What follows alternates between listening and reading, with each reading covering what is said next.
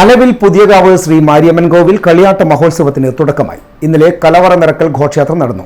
Gun ടീമിന്റെയും കല്ലടത്തോട് ദേശവാസികളുടെയും നേതൃത്വത്തിൽ ആയിരുന്നു കലവറ നിറക്കൽ ഘോഷയാത്ര.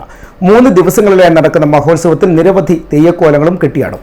ഡാൻസ് നൈറ്റ്, മ്യൂസിക്കൽ ഷോ തുടങ്ങി നിരവധി കലാപരിപാടികളും അരങ്ങേറും. വ്യാഴാഴ്ച പാൽ പൂജയോടുകൂടി കൊടിയിറക്കൽ ചടങ്ങും നടക്കും.